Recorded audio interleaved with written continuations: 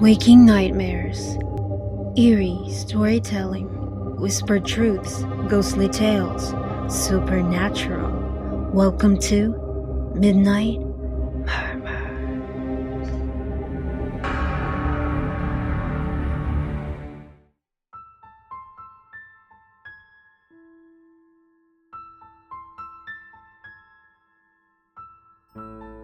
Clara Hart stepped off the rattling coach at the foot of Cannon Road.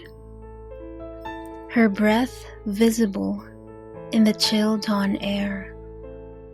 Pines rose like silent sentinels, their needles carpeting the earth in muted green.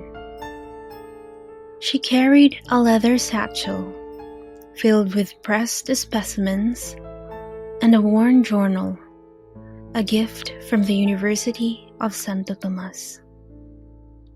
Baguio was little more than a scattering of wooden lodges, but Clara felt drawn by rumors of a rare pine whose resin glowed under a full moon. That first evening, she joined a small hunting party led by Luis Santos, a Filipino forest ranger with wary eyes. As mist slithered through the trunks, whispers drifted on the wind, soft Ilocano vowels that seemed not quite human. Louise paused, finger to lips. Footprints marred the moss, half human, half something else. He dared not probe deeper after midnight. In the lodge's candlelit parlor, Clara discovered a tattered notebook tucked between prayer books. It belonged to Father Andres de la Cruz, a Spanish missionary who vanished in 1887. His scrawled entries spoke of an ancient ritual performed beneath the tallest pine, blood offered to forest spirits, contracts sealed in bone powder. He warned that any outsider who sought the glowing resin would become bound to the forest's hunger.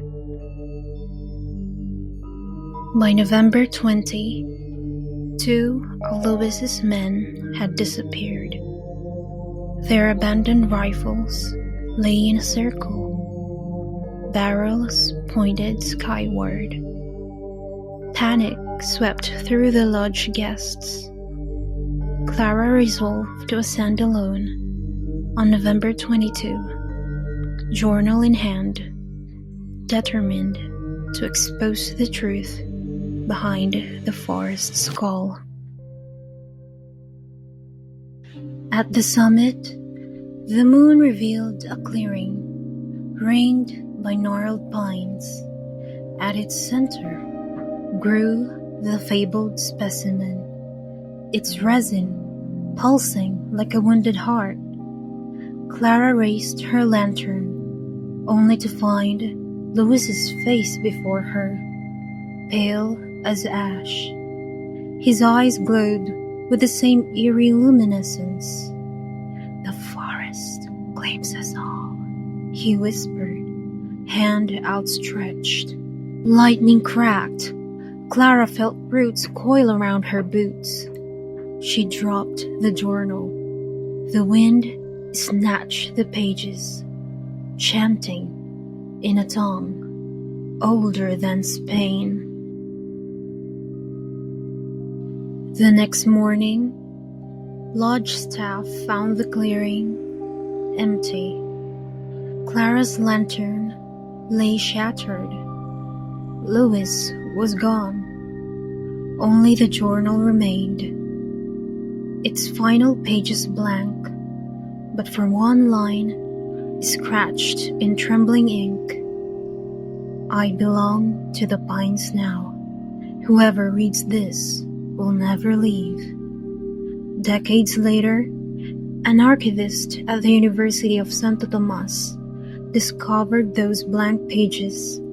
Then, inexplicably, a new entry dated today's year. I have waited a century to write again.